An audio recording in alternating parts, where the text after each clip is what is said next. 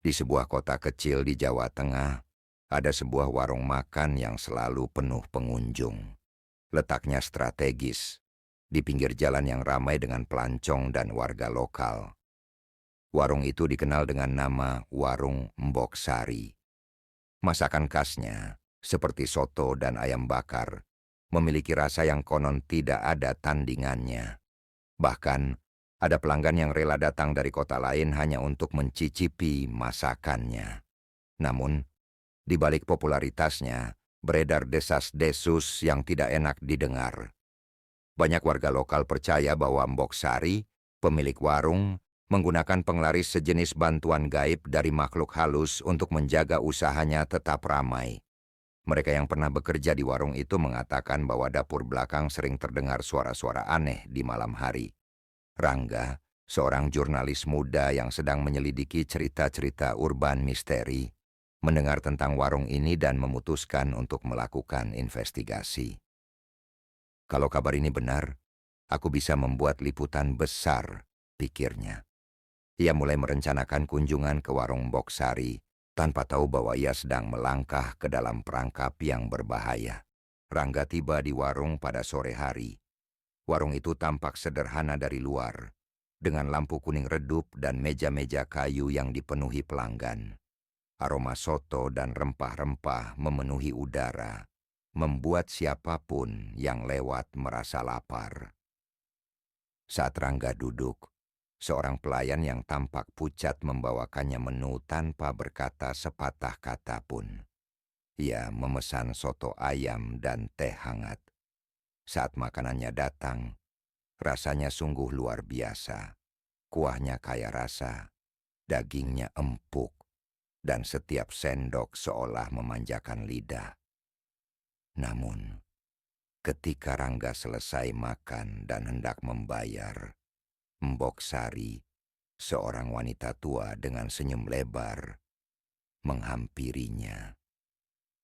Untuk mas-mas yang ganteng ini, gratis saja.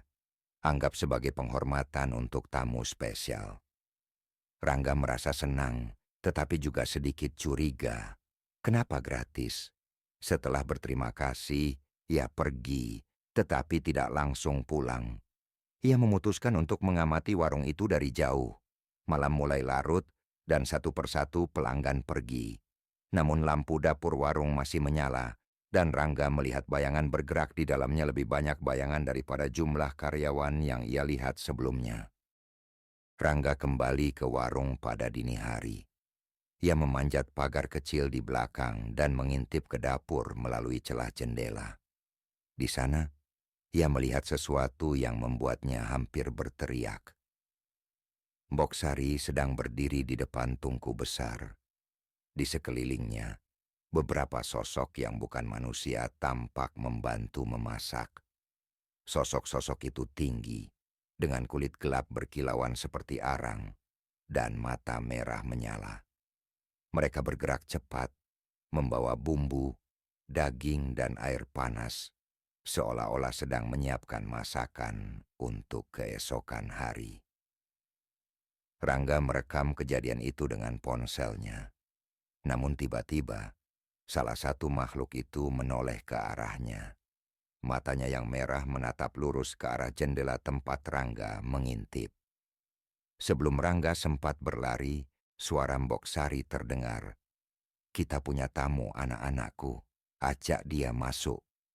Rangga terbangun di ruang sempit yang penuh dengan bau rempah dan darah. Ia dikelilingi oleh lilin-lilin yang menyala, dan di depannya berdiri Mbok Sari, masih dengan senyum lebar yang kini terasa mengerikan. "Kamu terlalu penasaran, nak," kata Mbok Sari dengan suara yang tenang namun dingin. "Tapi tenang saja, aku tidak akan membunuhmu selama kamu tidak membocorkan rahasia kami." Rangga mencoba bangkit, tetapi tubuhnya lemas. Mbok Sari melanjutkan, "Usaha ini sudah kujalankan bertahun-tahun, dan itu semua berkat bantuan anak-anakku." Ia menunjuk ke sosok-sosok yang tadi dilihat Rangga di dapur. "Mereka membantuku memasak, dan sebagai imbalannya, Aku memberikan mereka jiwa-jiwa yang tersesat di warung ini. Rangga merasa ngeri. Jadi makanan itu? Ya, potong boksari. Bumbu rahasianya adalah darah mereka yang berani mengusik kami. Dengan segala keberanian yang tersisa, Rangga berusaha mencari cara melarikan diri. Ia melihat sebuah pintu kecil di sudut ruangan. Saat Mbok Sari sibuk berbicara dengan makhluk-makhluk itu, Rangga melompat dan berlari ke arah pintu tersebut. Ia berhasil keluar, tetapi makhluk-makhluk itu mengejarnya dengan langkah-langkah berat. Hutan di belakang warung tampak lebih gelap dan menyeramkan dari yang ia duga. Namun Rangga terus berlari hingga akhirnya menemukan jalan besar. Saat ia menoleh ke belakang, makhluk-makhluk itu menghilang. Tetapi suara tawa Mbok Sari masih menggema di udara. Rangga kembali ke kotanya, membawa rekaman yang ia ambil. Namun saat ia memeriksa ponselnya, video yang ia rekam hilang. Tidak ada jejak kejadian malam itu, seolah-olah semuanya hanya mimpi buruk.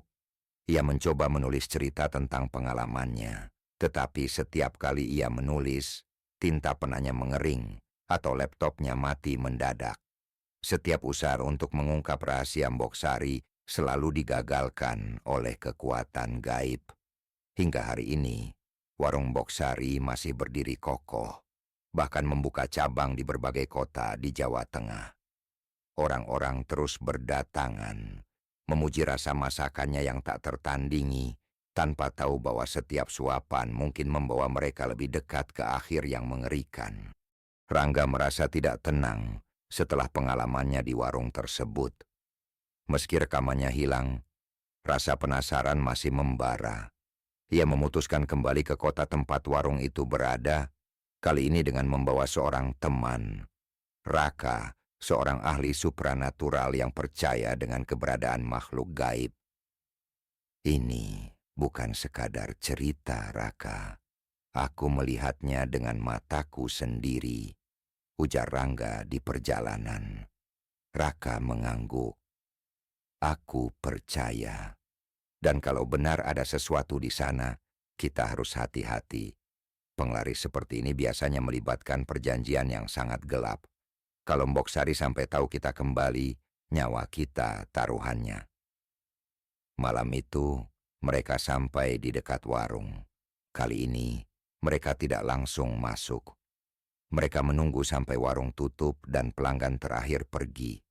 Pukul 1 dini hari, warung itu terlihat sepi, tetapi lampu dapur tetap menyala seperti sebelumnya. Ayo, kita mulai, bisik Raka. Raka membawa sesajen kecil yang terdiri atas bunga melati, dupa, dan segenggam garam kasar. Kalau kita bertemu mereka, jangan lihat mata mereka. Mata adalah pintu mereka untuk masuk ke pikiran kita, pesan Raka. Mereka berhasil menyelinap ke belakang warung dan menemukan dapur. Pemandangan di sana lebih mengerikan daripada sebelumnya. Di salah satu sudut dapur, ada kuali besar berisi cairan hitam yang mendidih tanpa api. Aroma anyir bercampur dengan bau rempah-rempah menusuk hidung. Tepat di depan kuali, berdiri sebuah patung kecil menyerupai sosok wanita dengan wajah menakutkan. Matanya terbuat dari kaca merah yang memantulkan cahaya samar. Patung itu dikelilingi oleh tulang belulang kecil yang tampaknya berasal dari hewan atau mungkin sesuatu yang lebih mengerikan. Mereka tidak hanya memasak di sini, bisik Raka. Mereka memanggil sesuatu.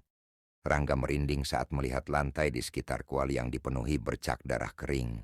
Raka mulai menaburkan garam di sekitar mereka sambil membaca doa pelindung. Namun tiba-tiba terdengar suara langkah kaki berat dari arah pintu dapur. Suara itu semakin dekat dan kemudian pintu terbuka perlahan. Sosok Mbok Sari muncul, tetapi kali ini wajahnya berubah. Matanya yang biasanya kecil tampak membesar, hitam pekat tanpa bola mata. Senyumnya lebih lebar, hampir menutupi seluruh wajahnya. Kalian pikir bisa melawan kami? Suaranya bergema, bercampur dengan suara lain yang menyerupai erangan makhluk buas. Mbok Sari melangkah mendekat, dan seiring langkahnya, makhluk-makhluk dari malam sebelumnya muncul dari bayangan dapur. Kali ini jumlah mereka lebih banyak, tubuh mereka membesar, kepala mereka tidak lagi menyerupai manusia, melainkan mirip serigala atau babi hutan dengan taring panjang. Raka berdiri di depan Rangga, memegang sebilah keris yang ia keluarkan dari sarungnya. Ia menusukkan keris itu ke tanah, menciptakan lingkaran pelindung kecil di sekitar mereka.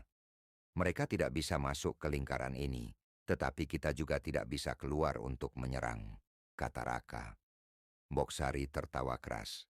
Lingkaranmu tidak akan bertahan lama. Kalian masuk ke tempatku, dan sekarang jiwa kalian milikku. Rangga mulai merasa linglung. Suara Mbok Sari dan makhluk-makhluk itu seolah menggema di dalam kepalanya. Ia melihat bayangan dirinya sendiri sedang makan di warung, tetapi di piringnya bukan makanan biasa melainkan daging mentah yang mengucurkan darah segar. Raka berteriak, "Jangan lihat dia, Rangga. Fokus padaku." Namun terlalu terlambat. Rangga terjatuh ke tanah, tubuhnya gemetar hebat. Mata Mbok Sari menatap langsung ke arahnya, menarik kesadarannya ke dalam kegelapan. Di dalam kegelapan itu, Rangga merasa terjebak di sebuah ruang tanpa akhir. Ia melihat banyak sosok lain di sana, berjalan tanpa tujuan dengan wajah kosong. Mereka adalah jiwa-jiwa para korban warung itu, yang kini menjadi milik Mbok Sari dan sekutunya. Sementara itu, Raka berusaha melindungi tubuh Rangga di dunia nyata. Lingkaran pelindung mulai retak, dan makhluk-makhluk itu semakin mendekat. Raka mengeluarkan jimat terakhirnya sebutir telur ayam kampung yang telah diberi mantra pemutus. Ia memecahkan telur itu di atas kerisnya, lalu menusuk patung kecil di depan kuali. Saat patung itu hancur, seluruh dapur berguncang. Makhluk-makhluk itu mengerang kesakitan, dan tubuh Mbok Sari mulai membakar dari dalam. Ia berteriak marah, "Kalian tidak bisa menghancurkan apa yang sudah menjadi milikku." Namun saat lingkaran pelindung pecah, Raka menarik tubuh Rangga dan melarikan diri keluar dari dapur. Mereka berlari ke jalan besar tanpa menoleh ke belakang, sementara suara tawa Mbok Sari terus menggema di udara.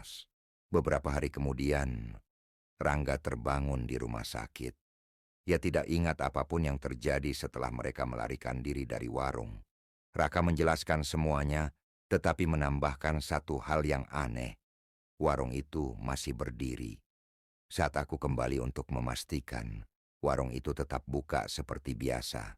Mbok Sari masih di sana, tersenyum seperti tidak terjadi apa-apa, ujar Raka. Sepertinya kita hanya menghancurkan sebagian kecil kekuatan mereka. Rangga merasa ketakutan, tetapi ia tahu satu hal. Ia tidak akan pernah kembali ke warung itu lagi. Namun setiap malam, ia bermimpi berada di warung tersebut, memakan makanan yang penuh darah, sementara suara Mbok Sari terus berbisik di telinganya. "Sampai jumpa lagi, Nak.